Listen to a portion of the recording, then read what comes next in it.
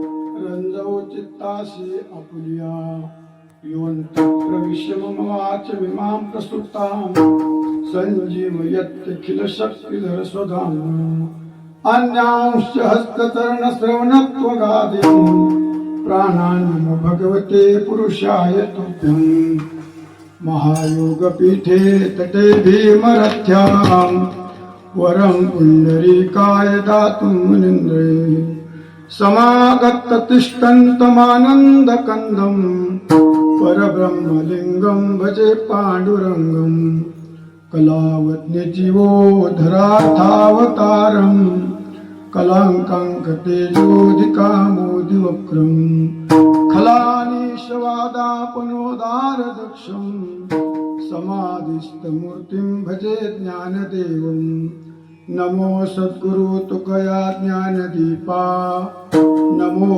सद्गुरु सच्चिदानंद रूपा नमो सद्गुरु भक्त कल्याण मूर्ती नमो सद्गुरु भास्करा पूर्ण कीर्ती संपाद्य ज्ञानंच विधाय भक्तिं विलोकितो येन समाधिराज वैराग्यवन्तं सुविचारयुक्तं नमामि जोगं शिरसा गुरुन्तं आत्मरूप गणेश स्मरण सकल विद्यांचे अधिकरण तेची वंदू श्रीचरण श्री गुरूंचे ते नमस्कारून आता झुंजार ते एक विष्णुदास जगी पाप पुण्यांगी नातळे त्या गोविंदासनी गोविंद शयनी गोविंद त्यामनी बैसलासे प्रस्तुत प्राप्त सेवेकरता घेतलेला अभंग विश्ववंद्य विश्वसंत महाराष्ट्र भूषण देहूचे सुप्रसिद्ध साधू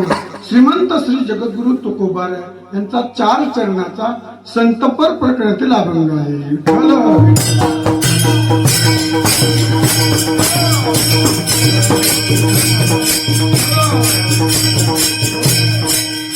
अभंगावर चिंतन करण्यापूर्वी छोटासा परिहार देणं आवश्यक आहे.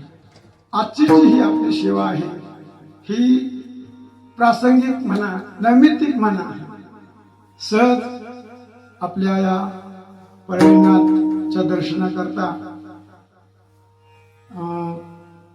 मुलकाधीश राजेंद्रजी महाराज यांची गोदावरी प्रदक्षिणा चालू आहे आणि ते प्रदक्षिणा करत असताना आज या ठिकाणी त्यांचा मुक्काम असल्यामुळे संतांचं दर्शन व्हावं ह्या हेतूने महाराजांना आम्ही या ठिकाणी आलो. इथं आल्यानंतर सहज जेवताना विषय निघाला की आज आमच्या सुदर्शन महाराजांनी सांगितलं की आज कान्होराज महाराजांची पुण्यतिथी आहे आणि सोपान काकांची पुण्यतिथी आहे, संतांजी महाराज जगनारे यांची पुण्यतिथी आहे आणि मुकुंदराज स्वामी महाराज यांची पुण्यतिथी आहे. म्हणजे असा सुवर्ण युगात असल्यामुळे सगळ्यांनी असा विचार केला की मग आज कीर्तन सेवा व्हायला पाहिजे. संत दर्शनाला आल्यामुळं संत दर्शनाचा लाभ म्हणूनच हे संतांचंच वर्णन व्हावं याकरता हा अभंग घेतला.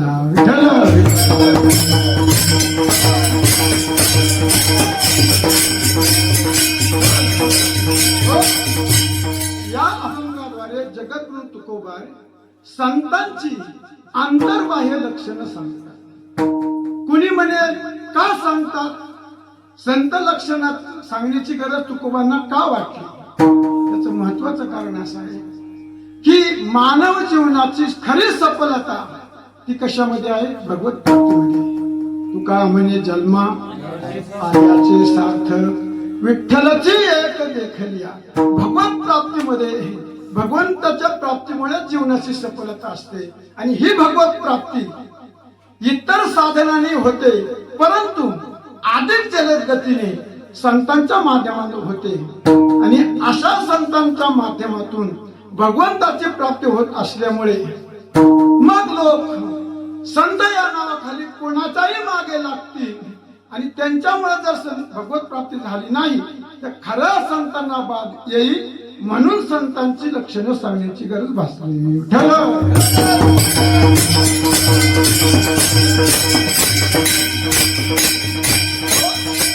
तुकोबारांना माहित होत की कलियुगामध्ये संतांचा सुळसुळाट होणार आहे. कारण पोटासाठी विषयासाठी आपल्या जीवनाची विषय सुख भोगण्यासाठी संत हे निर्माण होणार. पोटासाठी संत झाले कलित बहुत. कलियुगामध्ये बहुत संत झाले होणार हे तुकोबारांना जाणीव असल्यामुळे खरा संतांना बाद येऊ नये म्हणून संतांचे लक्षण सांगते. कारण तुम्ही आम्ही जीव आपल्याला संत कोण आहेत हे कळत नाही. कोणी दिसला की आपण त्याच्या मागे लागतो. आपण संत कोणाला समजतो?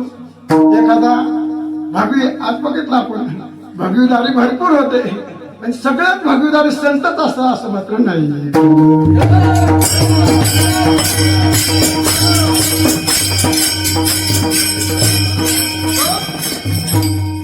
भगवा दिसलं की आपण संत म्हणून मागतो.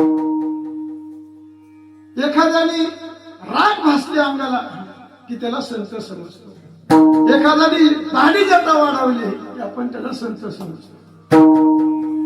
एखादा लंगोटी धारण करून असला की आपण त्याला संत. हे सगळ्या प्रकारचं संत आपल्याला पाहायला भेटतात आणि सर्वसामान्य जीवाला वाटतं हे संत आहेत. अशांना पाहून जर आपण त्यांच्या मागे लागलो तर आपली फसगत होऊ शकते. तुकोबा जर म्हणतात भगवत जर असला पाहून जर त्यांना संत समजायचं असेल तर आपल्याला कुत्र्याला सुद्धा संत समजायचं. कारण कुत्र्याचाही सहज व्यवस्थेत असा प्रकारचा भगवत तरी स्वान सहज व्यवस्थेत. एखादा जटाधारी जर संत समजायचा असेल तर अस्वलालाही आपल्याला संत म्हणायला पाहिजे.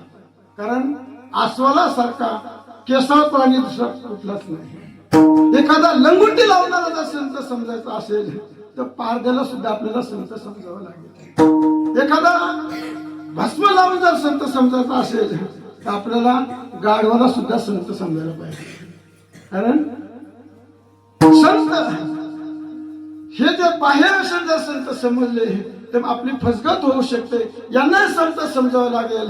म्हणून अशांपासून सावध राहण्याकरता तुकोबांना संतांचे लक्षण सांगावं लागले.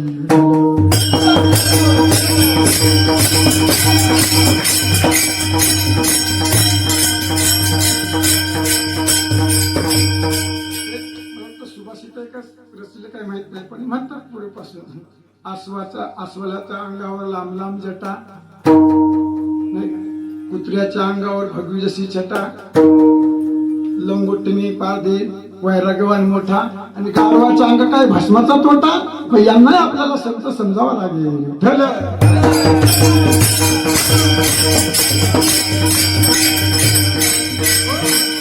असं न समजून जर संत म्हणायला लागले तर आपली फसगत होऊ शकते, भगवंताची प्राप्ती होणार नाही.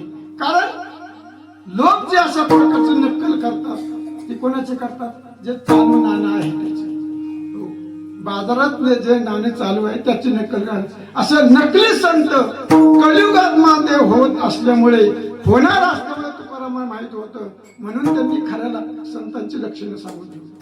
पण सर्वसामान्याला असं वाटतं संत ते संत कशाला लक्षणं सांगायला पाहिजे. माऊली मोठा गोड दृष्टांत देतात. एक मनुष्य प्रवासात निघाला, दिवसभर प्रवास करून थकला, घरी संध्याकाळी आल्यानंतर बायकोला का ग मी फार दमून आलेले आहे, जरा मालिश कर म्हणजे माझं अंग शांत होईल. ती म्हणाली माझ्या डोक्याकडे पाहिलं कसा 14 जानेवारीचा अवतार झालाय. 8 दिवस झाले मला तेल लावायला नाही, खोबरेल तेल नाही. मग म्हणे गोड तेल, गोड तेल नाही, कालवणाला तेल नाही, खोबरेल तेल नाही, गोड तेल नाही, दुसरं कुठलं तिला काहीच नाही. कुठलंच तेल नाही का, एक तेल आहे. कुठलं, बिबियाचं. तो म्हणतो खोबऱ्याचं तरी तेल आहे, शेंगदाण्याचं तरी तेल आहे, तिळाचं तरी तेल आहे, आणि बिबियाचं तरी तेल आहे ना, आणि म्हणे लाव. आता तो अर्धंग असल्यामुळं बायको बिचारी घाबरली, नाही लावावं तर मार खायची पाळी येते, म्हणून लावून टाकलं. मालिश केली, गार झोपला. झोपला अहो कुरमुरीचा पोत सकाळ टमू फुगला.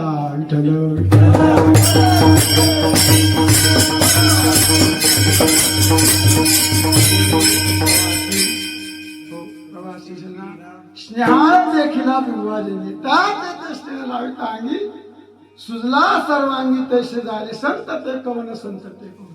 आपण संत या नावाखाली, जसं तेल या नावाखाली कोणतंही जर तेल लावलं तर ते आपल्याला आराम देऊ शकत, दुःख देऊ शकतं. तर संत या नावाखाली कोणाच्याही मागं लागलं तर भगवंताची प्राप्ती होणार नाही आणि खऱ्या संतांना बाद येईल. म्हणून तुकोबारांनी संतांची लक्षणं सांगितली.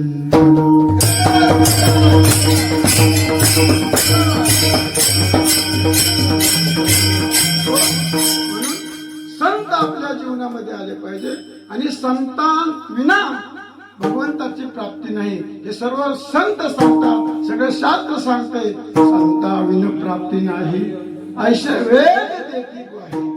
आणि भगवंताच्या प्राप्ती करता संत सुद्धा हरी प्राप्ती शिवपाय धरावे संतांचे ते पाय. म्हणजे शास्त्र संत सर्वांचं एक मत आहे की संतांशिवाय भगवंताची प्राप्ती होत नाही. आणि म्हणून संत प्राप्ती झाल्याशिवाय भगवत प्राप्ती होणार नाही. म्हणून खऱ्या संतांना ओळख तुकोबारांना सांगावं लागली. महाराज बरं झालं तुम्ही आम्हाला ओळख करून दिली, पण ते संत कोण, ते कसे, या जगात आम्ही त्यांना ओळखायचं कसं हे तर सांगा ना. तर या जगामध्ये ते संत कोण, कसे, असे तुकोबारा आहे. आज सेवेकरता घेतलेल्या अभंगाच्या प्रथम चरण संत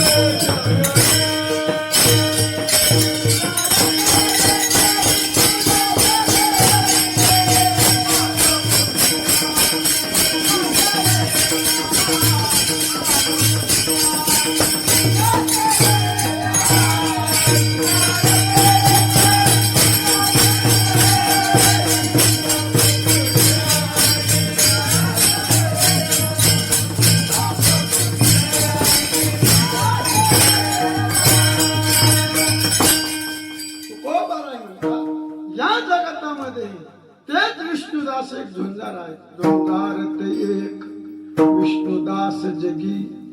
अहो तुकोबारा, तुम्ही झुंजार म्हणता आणि विष्णुदास म्हणता. आतापर्यंत तुम्ही जे वर्णन केलंय तिथं संतांचं वर्णन केलंय, आता इथं तुम्ही विष्णुदास म्हणता. म्हणजे संत आणि विष्णुदास याच्यात काही फरक आहे का? तर संत आणि विष्णुदासात फरक नाही. संत म्हणजेच विष्णुदास आणि विष्णुदास म्हणजे संत. संत हे स्वतःला कधी संत म्हणत नाही, ते भगवंताचे दास नाही. कारण संत स्वतःला पदवी लावत नाही. पदवी लावतो ते आमच्यासारखे काही नसताना हबप लावतो. हबप फार मोठी पदवी आहे. महाराज लावतो, कुणाला जर बुवा लावलं तर ते त्यांना चालत नाही. महाराज संत ही महान असा पदी आहे. संत स्वतःला कधी संत म्हणून घेत नाही. ते भगवंत आम्ही दास आहे, सेवक आहे असं समजतात. म्हणून संत म्हणजे विष्णुदास. संत स्वतःला सध्या दास म्हणून घेत नाही, ते संत म्हणून घेत नाही, ते दास म्हणतात. म्हणजे झुंजार एक जे आहे ते विष्णुदास म्हणजे संत या जगतामध्ये उतरणार. ठीक आहे महाराज, तुम्ही सांगता झुंजार आहे, पण झुंजार म्हटलं म्हणजे झुंजार म्हणजे योद्धा, शूर. झुंजार शब्दातून हे निष्पन्न होतं की ते शूर आहे. पण इथं मला एक शंका येते, तुम्ही संतांना शूर म्हणता, विष्णुदासांना शूर म्हणता, पण तसं त्यांचं शूरत्व आम्हाला दिसत नाही. विठ्ठल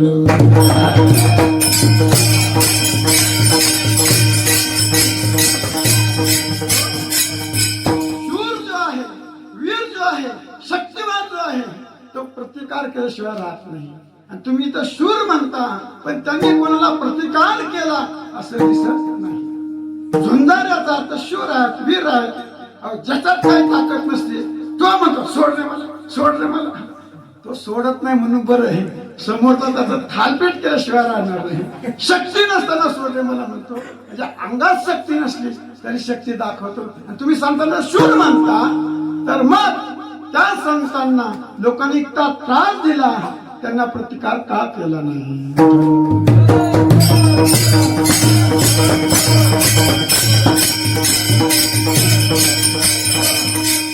शूर म्हटलं की योद्धा, शूर म्हटलं की योद्धा, आणि योद्धा म्हटलं की त्याला कोणी ते प्रतिस्पर्धी असतो. जसं आपलं सैनिक आहे, त्यांचं प्रतिस्पर्धी कोण? पाकिस्तान. म्हणजे समोर कोणीतरी योद्ध्याला कोणते प्रतिस्पर्धी असतात. आणि संतांची लक्षणं करत असताना संत हे कसे असतात? आपण गीतेतला 12 अध्याय काढा, ज्ञानेश्वरातला 12 अध्याय काढा. 12व्या अध्यायामध्ये जे पुढचे 8 श्लोक आहेत त्याच्यामध्ये संतांची लक्षणं सांगत असताना समशत्रूचे मित्रेचे तथा शुतोष सुखदुःखेषु समसंग. संत जे असतात त्यांना कोणी शत्रू नसतं. संत जे असतात ते कोणाशी वैर करत नसतात. आणि तुम्ही त्याचा सूर म्हणता, मग त्यांचे शत्रू कोण?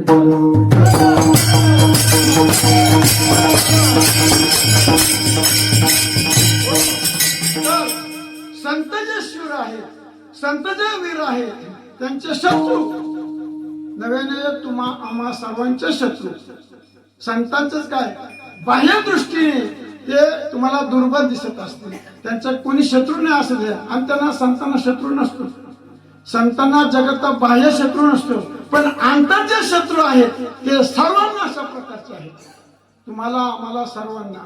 आणि त्या शत्रूशी लढण्याकरता तुकोबाराय म्हणतात, आम्हाला रात्रंदिवस युद्ध करावं. रात्रंदिवस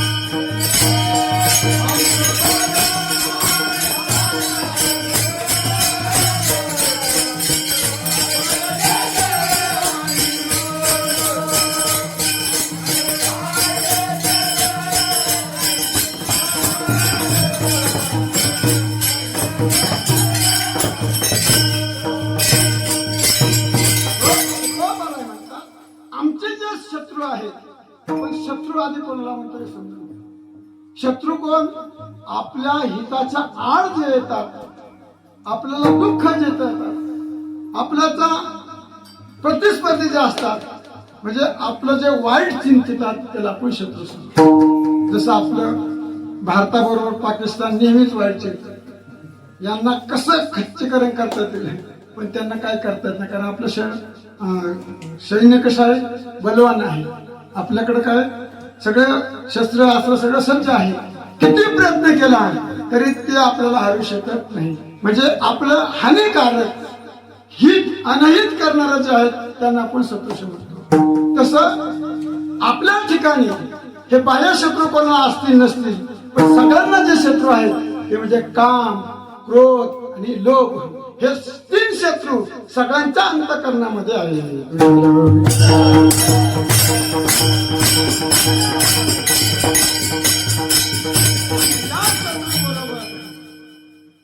नुसतं युद्ध नाही, रात्रंदिवस करावं लागतं. बाहेर जनाबरोबर युद्ध करावं लागतं आणि अंतरामध्ये मनामध्ये त्या काम क्रोधादी कराबरोबर युद्ध करावं लागतं. बरं, हे जे युद्ध आहे, योद्धे आहेत, यांच्या ठिकाणी युद्ध करताना जर धर्मयुद्ध घडलं तर त्यांना सद्गती प्राप्त होते, आणि अधर्मयुद्ध घडलं तर अधोगतीला जावं लागतं.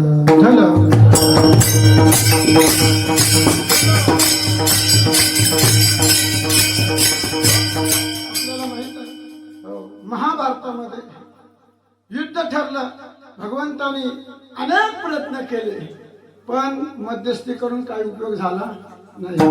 शेवटी कौरवांनी सांगितलं, युद्ध केल्याशिवाय सुईच्या अग्रभागावर राहील एवढी सुद्धा जमीन देणार नाही. म्हणून युद्ध ठरलं गेलं. आणि युद्ध करताना युद्धाचे काही नियम असतात. युद्ध करायचं आपण महाभारताला ठेवलं. सूर्य उदय झाला तर युद्धाला सुरुवात, आणि सूर्य अस्त झाला का युद्ध बंद. युद्ध बंद झालं का एकमेकाला भेटत. जसं कीर्तन झाल्यावर गायक वादक मंडळी धोतर सोडतात आणि एकामेकाला मध्ये जाऊन भेटतात. म्हणजे काम संपलं की जसं युद्ध जे त्याचे नियम ठरले होते. सूर्य उदयाला झाला का शंख वाजला जायचा, युद्ध सुरू व्हायचं, आणि सूर्य अस्ता झाला युद्ध बंद व्हायचं. तिथून पुढे आणि युद्धाचे काही नियम असतात. जे पायदळ आहेत त्यांनी पायदळाबरोबर लढायचं, जे हत्तीस्वार आहेत त्यांनी हत्ती बरोबर, जे तलवारी त्यांच्याकडे भाले आहेत त्यांनी त्यांच्याबरोबर लढायचं, गदा ज्यांच्याकडे आहे त्यांनी गदावाल्या बरोबर लढायचं, जो रथावर आहे त्यांनी रथाबरोबर लढायचं, जो जमिनीवर आहे रथावर त्याच्याशी जर लढलं ते अधर्म होतं. म्हणजे युद्धाचे काही नियम होते. तसं पांडवांकडून ते युद्ध तसं व्हायचं, पण कौरवांकडून तसं होत नव्हतं. म्हणून अधर्म युद्ध त्यांच्याकडून झाल्यामुळं त्यांना अधोगतीला नरकाला जावं लागलं. म्हणजे हे जे युद्ध आहे, धर्माने जर युद्ध केलं तर ते गतीला प्राप्त होतात. अधर्माने युद्ध जर केलं तर ते अधोगतीला जातात. पण या संतांनी रात्रंदिवस युद्ध करून सुद्धा पाप पुण्य अंगे नाश.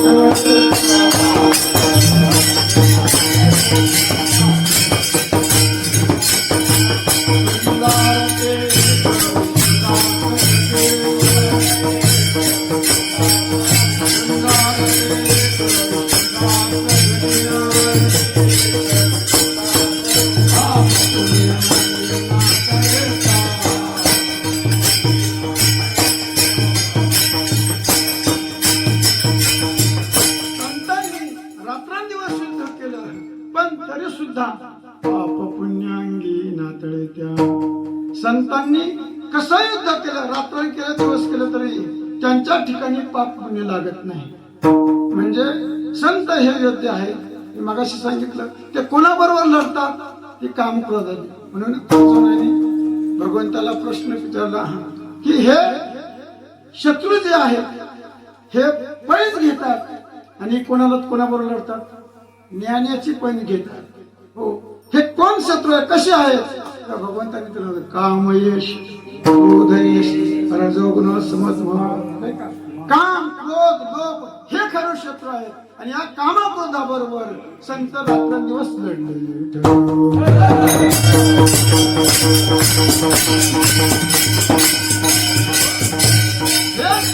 इतर बाह्य शूर इतरांना जिंकतात, परंतु काम क्रोधाला जिंकत नाही. म्हणून ते खरे शूर नाही, खरे योद्धे नाही. विष्णुदास जगी हेच काय योद्धे, तर खरं त्यांनी या काम क्रोधाला जिंकलं. इतर योद्ध्यांनी भारत जिंकला असेल, सगळा देश जिंकला असेल, पण काम क्रोधावर त्यांना विजय मिळवता आला नाही. म्हणून खरं योद्धे जर कोण असतील ते संत आहेत. जिंकावा संसार येणे नावे तरी शूर. संसार म्हणजे पुढं कामाला संसार म्हटले, पुढं लोभाला संसार होतो, पुढं या अशा प्रकारे काम क्रोध सो संसार होई शिर भार चलावे. म्हणजे हे जे काही विकार आहेत, या विकारांना ज्यांनी केलं ते खरे शूर.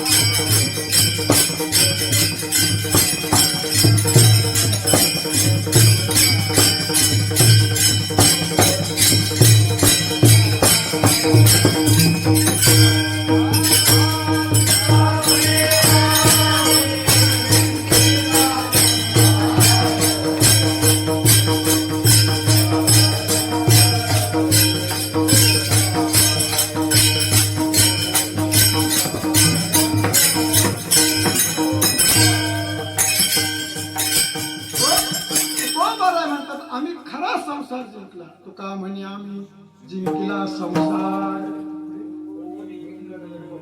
हो नि किंकर विठोबा. किंकर म्हणजे दास, विष्णुदास हे खरं शिवर आहेत. आम्ही भगवंताचे दास किंकर होऊन संसार जिंकला.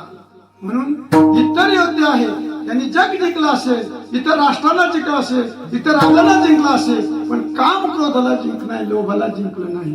पण संतांनी कामाला जिंकलं, क्रोधाला जिंकलं, लोभाला जिंकलं.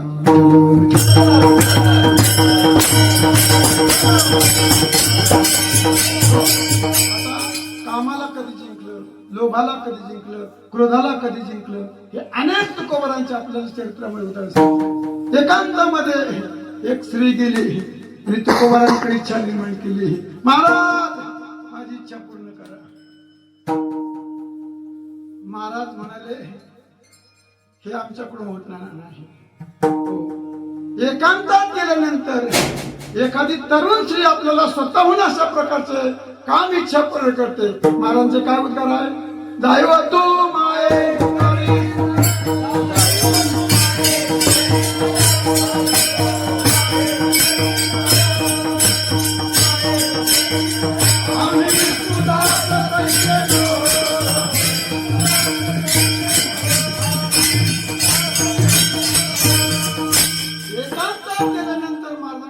महाराजांचा उद्गार आहे, जायो तू माते न करी सायास.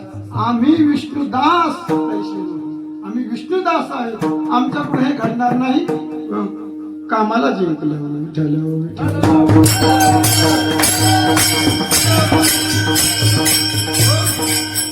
त्या काळामध्ये शिवाजी महाराजांनी नजरेनं पाठवलं. थोडक्यात सांगतो, नाही लोकांना कसं जिंकलं. आपल्याला साधा एखादा नगरसेवक ओळखीचा असला आणि त्यांनी जर आपल्याला बोलवलं, काय भेट दिली, आपण नाकारतो का? त्या काळामध्ये शिवाजी महाराजांनी नजरानं पाठवला. तुकोबाराने सांगितलं आम्हाला याची गरज नाही, काय दिला ठेवा आम्हा विठ्ठलाची हवा, नाही का? मना हरीचे दास तुका म्हणे मज ही आस, मला हे तुमचं धन नको, म्हणजे लोभाला जिंकलं विठ्ठल विठ्ठल.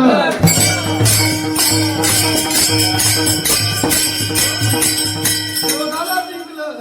मंबाजी बोलली काही कारण नसताना म्हैस तिकडे गेली मळ्यामध्ये आणि यांना काठीने मारलं. क्रोधाला जे तुकोबारांचे उद्गार आहेत, देवा बरं झालंय मला क्रोधापासून सोडवलं.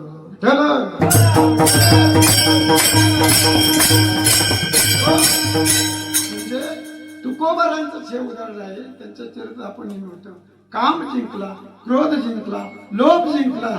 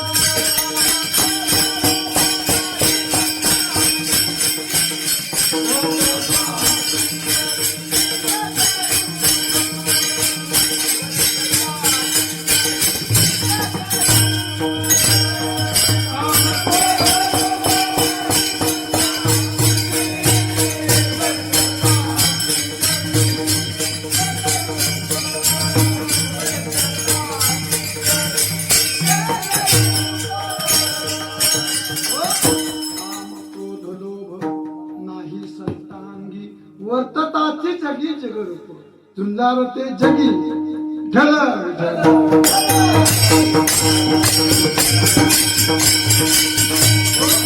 म्हणजे या संतांनी या वारीला जिंकलं म्हणून ते खरे शूर आहे. शंकराचार्यांच्या शतप्रत्येच्या उत्तरामध्ये असं कोण शूर आहे खरा? ज्यांनी कामाला जिंकलं, ज्यांनी ललनेला जिंकलं, ललनेच्या नजरेतून ज्यांनी कटाक्षातून अशा प्रकारे आपल्याला सावरलं, ते खरे शूर. कोण शूर आहे खरा? नाही का? ते हे खरे शूर आहेत ज्यांनी या कामाला ललनेला जिंकलं, कानाला जिंकलं, क्रोधाला जिंकलं, लोभाला जिंकलं. हे खरे शूर आहे. आम्ही तुकोबाराचा कावडीचा अभंग आपण म्हणतात ना, आम्ही त्याला शूर जाण म्हणून तर आम्ही नाही का पराव्या माऊली समान परधनी बाटोने दिमन अशा प्रकारचा त्या कावडीच्या अभंग यांना आम्ही खरे शूर म्हणू. त्या जाण शूर म्हणून आम्ही तयार. तर खरं ते शूर आहेत की ज्यांनी परधनाला स्पर्श केलं नाही, कामाला जिंकलं, क्रोधाला जिंकलं. ते खरे शूर. म्हणजे हे खरे जगात शूर आहे. तुकोबार आहे. ठीक आहे, तुम्ही म्हणता शूर आहे, हे योद्धे आहे, पण इतर जे योद्धे आहेत ते योद्धे आपण शिवाजी महाराजांचा फोटो पाहिला, इतर योद्ध्यांचा तानाजी महाराजांचा फोटो पाहिला, तर त्यांच्याकडे काय असतं?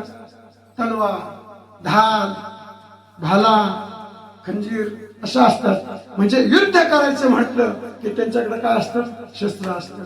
जर तुम्ही या सांगताना शूर म्हणता, योद्धा म्हणता, तर यांचं शस्त्र कोणतं? आणि शूर म्हटला, योद्धा म्हटला तर ते शस्त्र रात्रंदिवस आपण, कारण शत्रू कधी हल्ला करील हे सांगता येत नाही. म्हणजे आपल्या ज्या बाउंड्रीवरती जे योद्धे उभा राहतात, सैन्य उभं राहतं, त्यांच्याकडे सतत काय असते?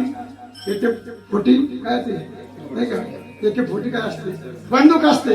सतत असे धरून असतात. कधी कोणतं श्रीमंत म्हणजे जागृत राहतात. सतत ते अशा प्रकारचं शस्त्र आपल्या जवळ पाहतात. तुम्ही या सांगता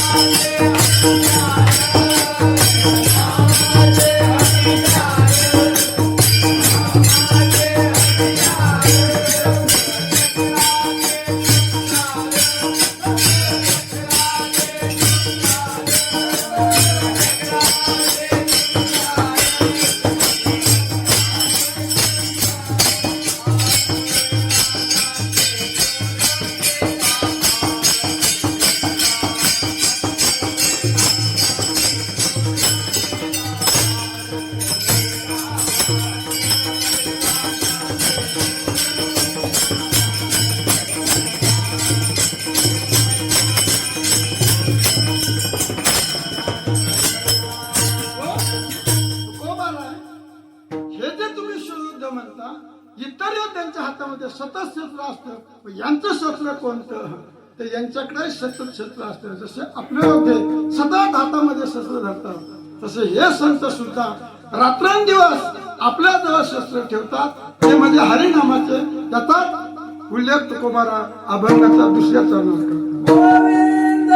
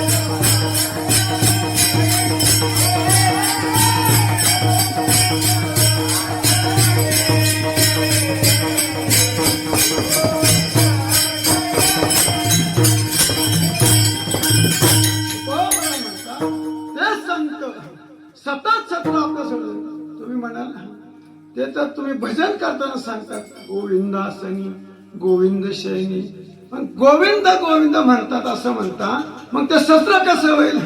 तर शस्त्र म्हणजे नाम हेच खरं शस्त्र. ज्ञानदेवी मंत्र हरिनामाचे शस्त्र, ज्ञानदेवी मंत्र हरिनामाचेच आहे. हरिनाम रूपी शस्त्र हे त्यांच्या जवळ आहे. जसं आपलं योद्धे रात्रंदिवस आपलं काय शस्त्र सांभाळतात, तसं हे संत सुद्धा गोविंदासनी गोविंद शयनी, गोविंद त्या मनी बैसला, म्हणजे तिन्ही अवस्थेमध्ये हे नामरूपी शस्त्र ते आपल्या जवळ ठेवतात. कोणी म्हणे जागृती, स्वप्न आणि सुसुप्ती. जे कीर्तनाला येऊन नामस्मरण करत नाही त्यांना संत हे तिन्ही अवस्थेत कीर्तन करतात. हे कसं काय समजेल?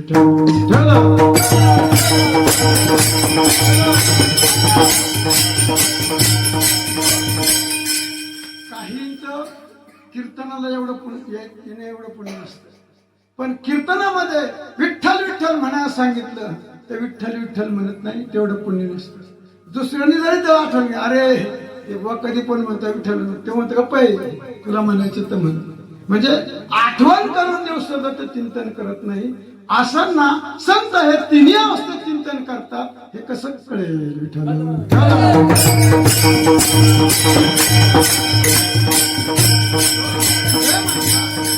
जागृती अवस्थेमध्ये चिंतन करतात हे आम्ही मान्य करू शकतो, कारण जागृती अवस्थेत चिंतन मनुष्य करू शकतो. हो, जागृत मनामध्ये तो विठ्ठल विठ्ठल विठ्ठल रामकृष्ण हरी काही म्हणू शकतो, पण ते तुम्ही तो म्हणतात स्वप्नातही करतो सुसुप्त करतो हे आम्हाला मान्य नाही. तुम्हाला ते मान्य करावं लागेल. ज्ञानोबाला म्हणतात जागा जवळ असिजे जे मनी भावना भाविजे डोळा लागला खेळ देखील त्याची स्वप्न. जागृतीमध्ये ज्याचा माणूस चिंतन करतो झोपेमध्ये त्याला तेच आठवतं विठ्ठल.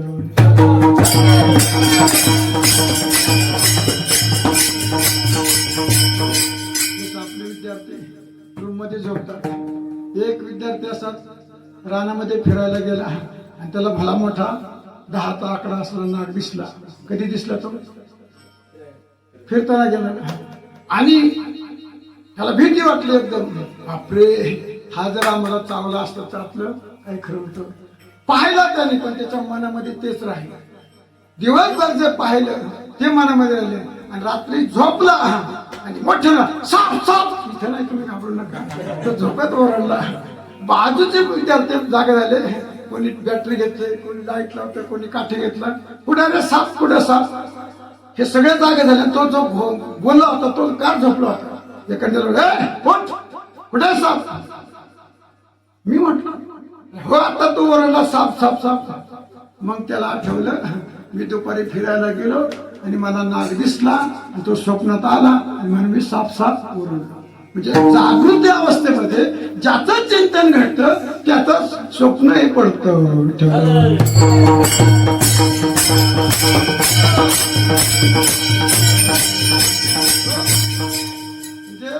जागृती अवस्थेमध्ये ज्याचं चिंतन घडतं ते स्वप्नात दिसलं जातं.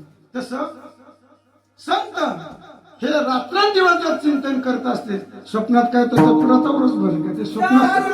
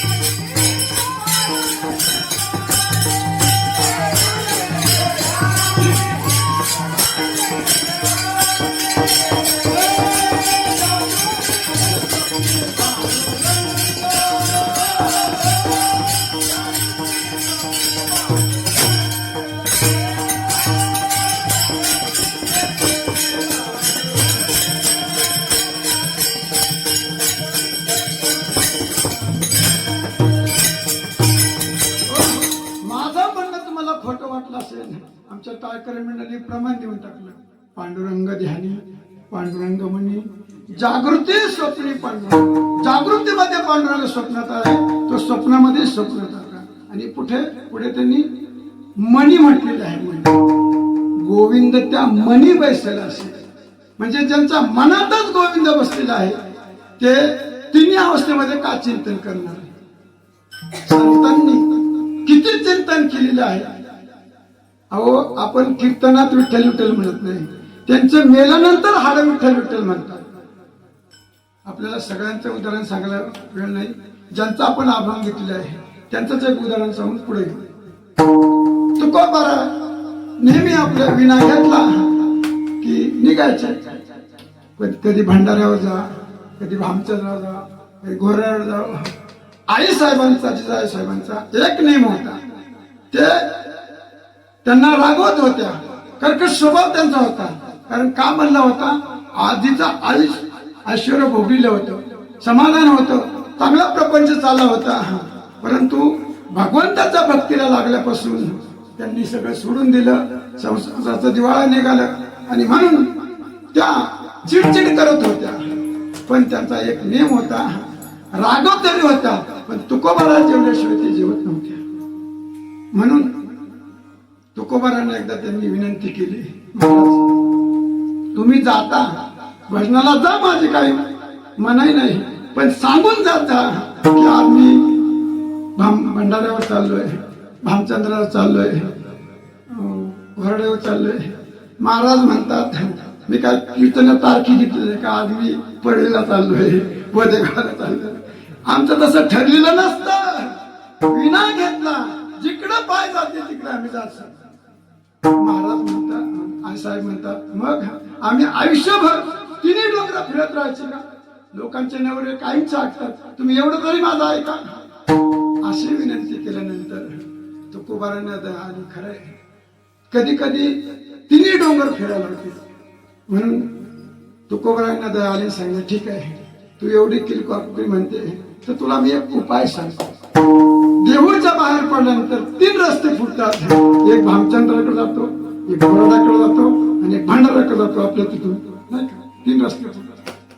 मग काय तिथं गेल्यानंतर तू जमिनीला कान लावायचा आणि ज्या पावलातून विठ्ठल विठ्ठल दोन्ही निघेल त्या दिशेने गेलो असं समज. विठ्ठल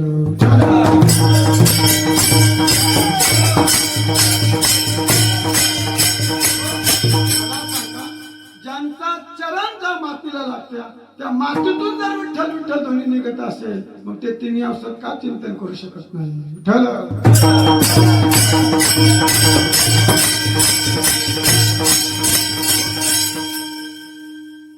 संत हे नाम चिंतनाने झालेले असतात, म्हणून त्यांच्या सगळ्या शरीरातून विठ्ठल विठ्ठल विठ्ठल दोन्ही निघत होते.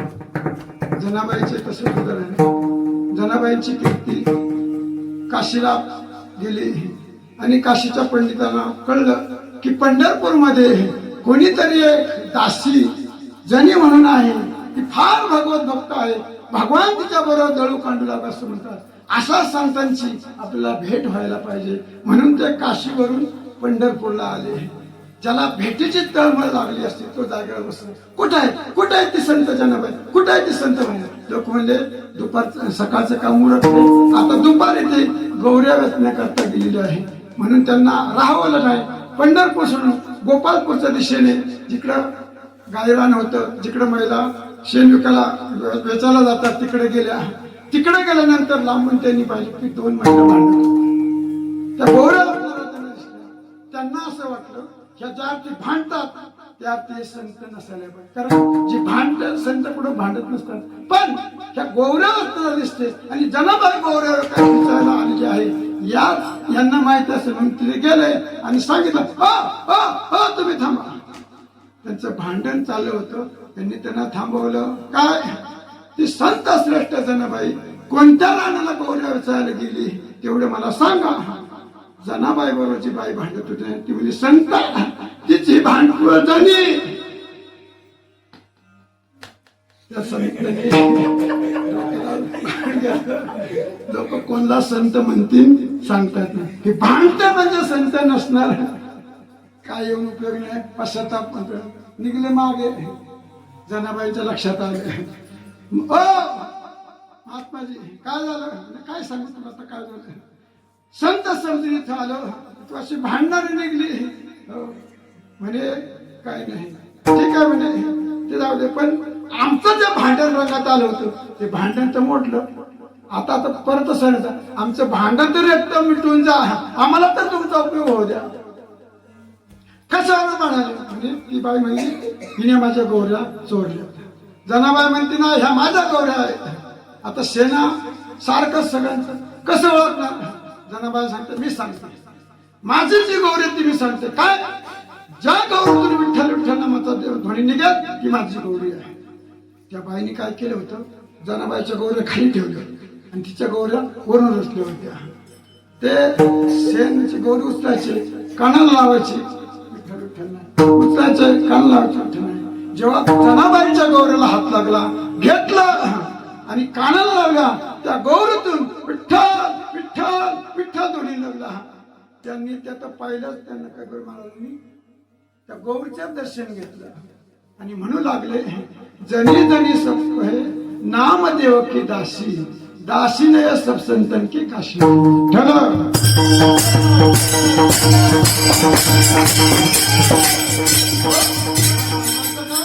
ज्यांच्या हाताचा स्पर्श झाल्यानंतर निर्जीव गौरी जर विठ्ठल विठ्ठल म्हणत असेल मग ते तिन्ही औषध का चिंतन करू शकत ठल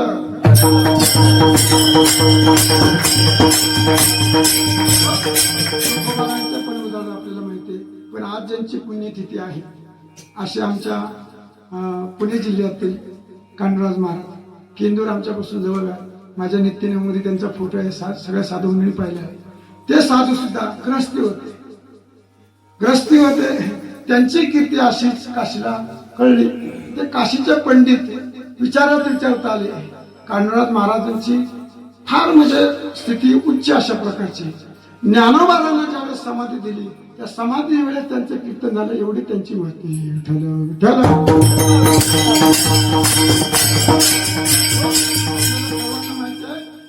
ज्ञानोबारांच्या समाधी सोहळ्याला सगळे साधू सगळे संत ऋषी देव सगळं नामदेवराज सगळं कुटुंब तिथे आले होते. पण त्या समाधी सोहळ्याला त्यांचं कीर्तन झालं. ते काढण्यात पाठवलं आणि अशी कीर्ती काशीला एका पंडिताला कळली. त्यांना असं वाटलं की असे संत आहेत. अशा संतांच्या आपल्या जीवनात भेट व्हावी म्हणून ते विचारात पुण्य दिले आले. आळंदीपासून पुढे किंदूरला गेले. तिथे गेल्यानंतर विचारलं का संत श्रेष्ठ कांडराज महाराज कुठे राहतात.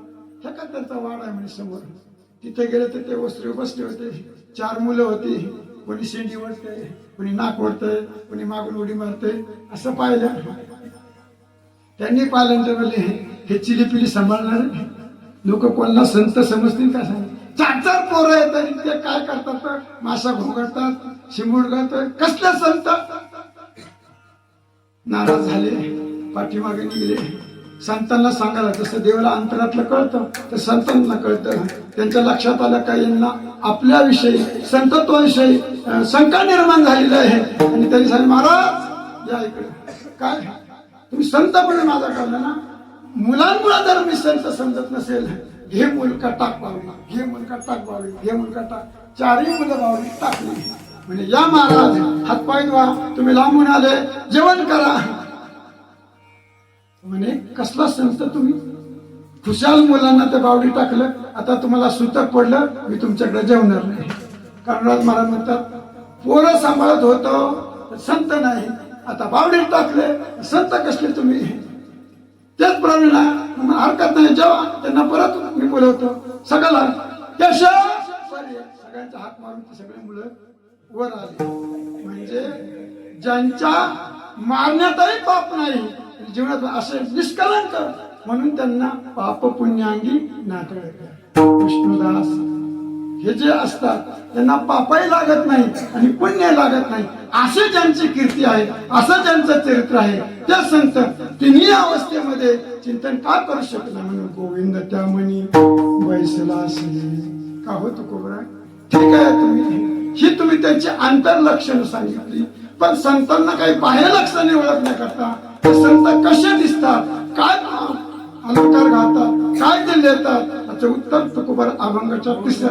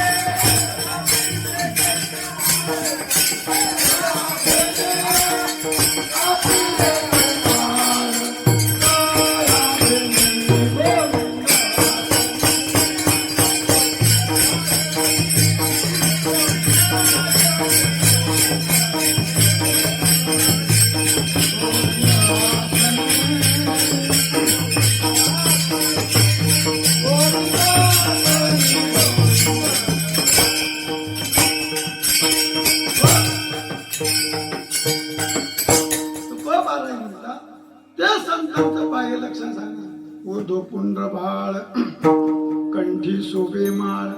ते संत ऊर्ध्व पुंड्र भाळ. ऊर्ध्व म्हणजे उभा, पुंड्र म्हणजे पांढरा आणि भाळ म्हणजे कपाळ. आपला वैष्णवाचा गंध. आता आपण जे साधू पाहिले ते प्रत्येक संप्रदायाचे त्यांचे गंध असतात. रामानुजाचार्यांचा वेगळा, वैष्णवाचा वेगळा. हो, तसे जसे त्यांचे संप्रदाय असेल तसं आपला वारक्याचा गंध हा उभा. कारण आपलं आराध्य दैवत कसं आहे? उभा.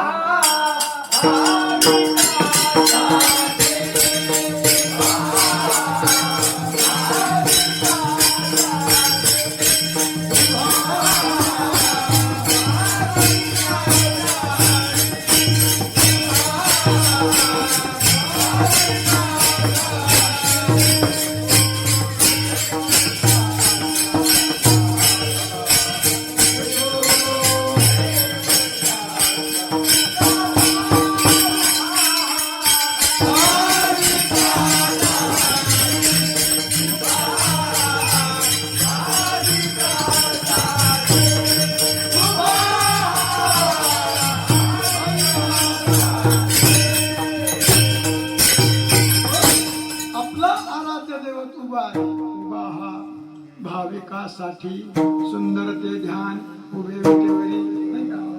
उभा आहे म्हणून आपण भगवंताचा जो गंध आहे तो शुभ्र पांढरा. कारण आपला जो संप्रदाय आहे शुद्ध आहे, सात्विक आहे, पांढरे म्हणून आपण पांढरेच कपडे घालायचे, काळे निळे घालायचे नाही.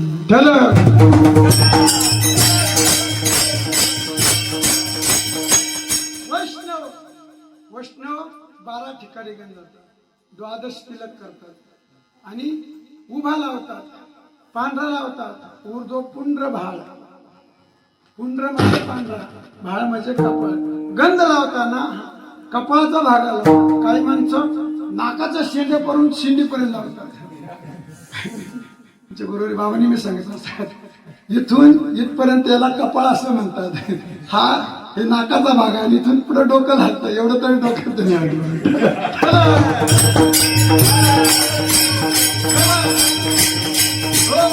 म्हणजे उभा गंध लावायचा, पांढरा शुभ्र गंध लावायचा. आणि गंध कुठे कुठे लावायचा? या लोकांनी गंध आपला महाग करून टाकला. कुठे गंध लावतात, कुठेही गंध लावायचा. वारकरी वैष्णवाने 12 ठिकाणी गंध लावायचा. ऊर्ध्व पुंड्र भाळ, कपाळाला लावायचा, कंठाला लावायचा, बिंबीला लावायचा, ह्या कुशीला लावायचा, ह्या कुशीला लावायचा, ऊर्ध्वमुखी लावायचा, पाठीला लावायचा, कानाला लावायचा, दोन्ही इथे लावायचा, इथे लावायचा. किती झाले? 12. त्या 12 ठिकाणी लावताना 12 दैवतांची नावं घ्यायची असतात, नाही का? ललाटे केशव. हरिपाठात आपण सगळ्यांनी हरिपाठामध्ये विद्यार्थ्यांनी बघून घ्या, तो श्लोक पाठ करा आणि तसा गंध लावा.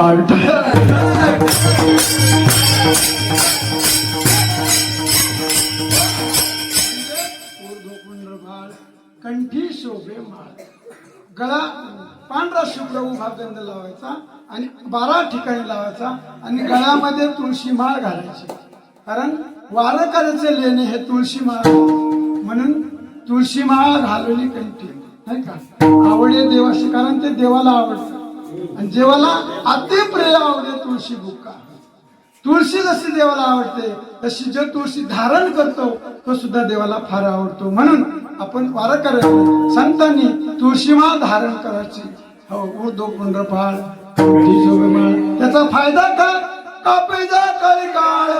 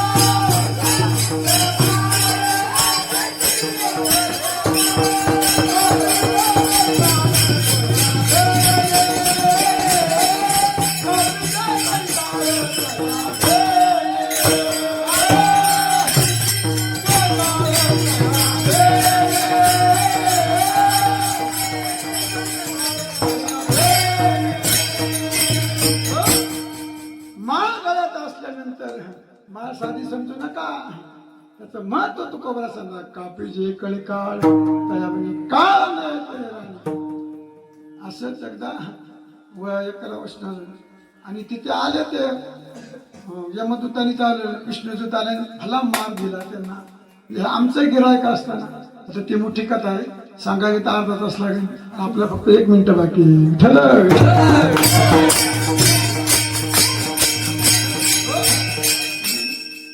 ठीक आहे, असं त्यांचं महत्व असं. म्हणून वैष्णवानी तुळशी माळ घालायची. काही काही लोक म्हणतात माळ सांगितली, तुम्ही एवढा 4-5 माळा कशाला घालताय? तुळशी माळा म्हणजे अनेक आल्या, अनेक. कारण हे वैष्णवाचं लेणं आहे, हे आपला खरा अलंकार आहे. सोन्यापेक्षा सुद्धा त्याला महत्व आहे, कारण सोन्याला सुद्धा ते तुळशी माळा तुलना होऊ शकत नाही. जेव्हा भगवंताला दान केलं, त्या तुळशीचं एक पान ठेवलं तरी माधव बरोबरीचा झाला, कनकाच्या बरोबर तुळशी होत्या. म्हणून वैष्णवानी वारकऱ्यांनी तुळशीवर लेणं, सोनं जर लिहिलं ते गाढवाचं लेणं असं म्हणतात. हा, तुळस ज्याच्या गळ्यात आहे त्यांनी गळ्यात जर सोनं घातलं तर ते बरोबर. वैष्णवानी फक्त तुळशीच धारण करायची असते, म्हणून त्याचं महत्व फार आहे. कापी जे कळे काळताय. ठीक आहे महाराज, तुम्ही म्हणता, पण इतर जे योद्धे आहेत त्यांच्या ठिकाणी जे काय आहे, अनेक अलंकार असतात, कुंडले असतात, कवच असतात, चिखलत असते. मग हे जे युद्ध आहेत, ह्या युद्धांच्या ठिकाणी कोणते शृंगार आणि त्यांचं रक्षण कसं, अभंगाच्या 4थ्यात.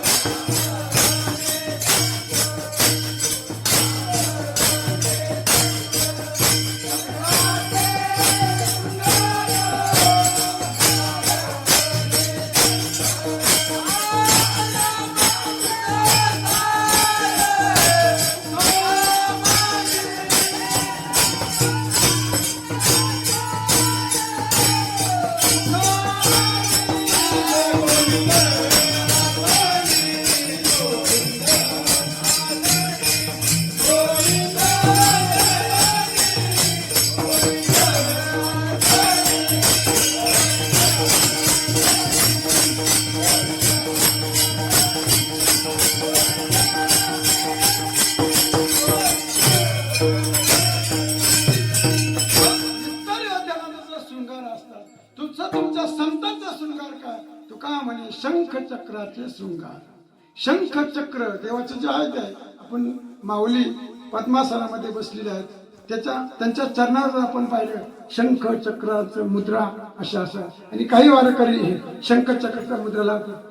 आपले कोणतरी वारकरी हे मुद्रा लावतात, हे आपलं सलग शृंगार आहे, हे आपलं खरं कवच आहे. म्हणून वारकरी मुद्रा लिहिली पाहिजे. रामकृष्ण हरीच्या मुद्रा, शंखचक्राच्या मुद्रा, गदाच्या मुद्रा ह्या अंगावर धारण करेल, हे खरं आपलं अलंकार आहे. तुका म्हणे शंख चक्राचे शृंगार.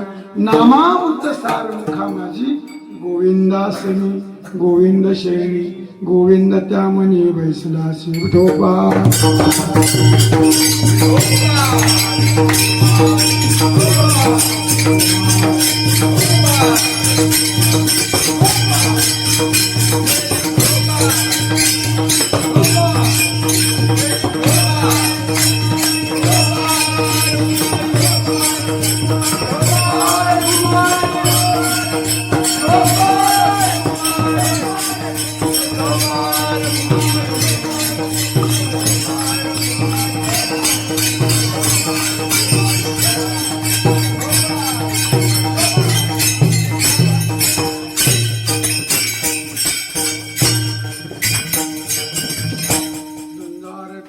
विष्णुदास जगी पाप पुण्याङ्गे न तळत्या. गोविंदासनी गोविंद शैनी, गोविंद त्या मनी वैसलासी. आपली वेळ संपलेली आहे. अभंगाचा शब्दशभावार्थ बोलात शंकरसभा सगळं त्याचा समजलं. असं गोड अशा प्रकारे आज योगायोगाने संत दर्शन आल्यामुळे संतांचंच काही वर्णन व्हावं म्हणून आपण घेतला. तुमचे परमश्री गुरुसमान गुरुबंधू लक्ष्मण महाराजांनी या ठिकाणी येण्याचा आग्रह केला आल्यानंतर सगळे साधू मंडळींनी आग्रह धरला की आज अशी अशी 4 संतांची पुण्यतिथी आहे आणि आपण कीर्तनच करू. त्या निमित्ताने हो जसं करता आलं करवली तैसी केली बरोबर, वाकडे नीट देव जाणे. झालेली सेवा संतांच्या चरणी, कानुराज महाराजांच्या चरणी, तुकोबा महाराजांच्या चरणी, सोपान काकांच्या चरणी, स्वामी महाराजांच्या चरणी, जगणारे महाराज त्यांच्या चरणी अर्पण करून त्यांच्याच कृपेने हे आपल्यावर साधू संतांचे फार उपकार आहे. केले उपकार सांगू काय, बाप न करी ऐशी माय, धर्मे त्यांच्या देखील पाय. आपण त्यांच्या उपकारातून उत्तीर्ण होऊ शकत नाही, फक्त आपण त्याचं चिंतन करू शकतो. ज्ञानेश्वर